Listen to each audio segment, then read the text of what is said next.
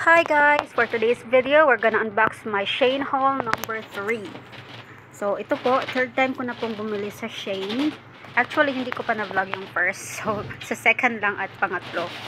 So, eto ang nakuha ko. Number 1, number 2, number 3, number 4, at ang panghuli, number 5. So, 5 items po ang na-order ko.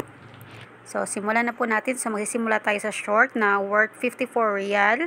Pero, nakuha ko lang siya ng 37.80 kasi naka-discount po tayo dyan. So, bubuksan na po natin. Medium wash po ang color ng shorts na ito at size ay medium. So, tinitignan ko pa yung tag kung medium ba talaga yung ang nakalagay. Medium talaga yung binigay nila. So, susukat ko na. So, nag-aalala ako, no? Dahil baka natatakot ako, baka hindi siya magkasya or ano. So, good thing is stretchable po siya. So, nakikita niyo naman, kahit malaki ang aking tiyan, naka-high waist pa tayo dyan, pero, kasyang-kasya. Kasi, stretchable po siya. So, goods na siya para sa akin. So, kakauwi lang pala namin galing bakasyon. Mga 2 linggo na. So, galing bakasyon, tabang-taba ako guys. Nadagdagan akong 2 kilo. So, ito na po yung picture niya. Okay naman siya. Maganda naman yung fit. At, komportable siya suotin. Pangalawa ay itong bodycon skirt. Nakuha ko lang siya sa 24.50 real. So, yan, unbox na natin. So, ito, nagdududa ako dito. Ewan ko, pakiramdam ko hindi maganda o ano, o kasi lang, o kaya mataba lang ako.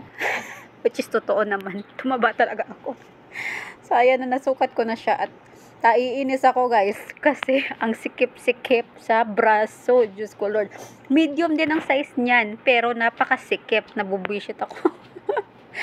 Kasi hindi ako komportable, nahihirapan ako isuot ba, tapos pag gumalaw ka masakit pa, ganun.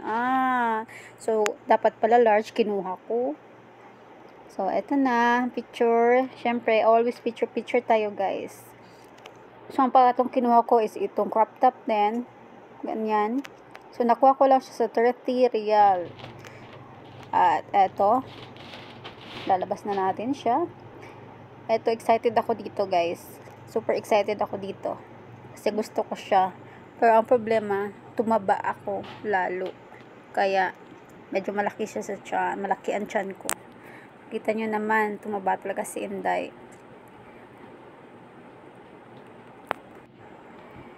Sa mga nagtatanong dyan sa buhok ko, natural po yan. I mean, 3 years nang hindi nare-reban. So, hanggang ngayon, maganda pa rin.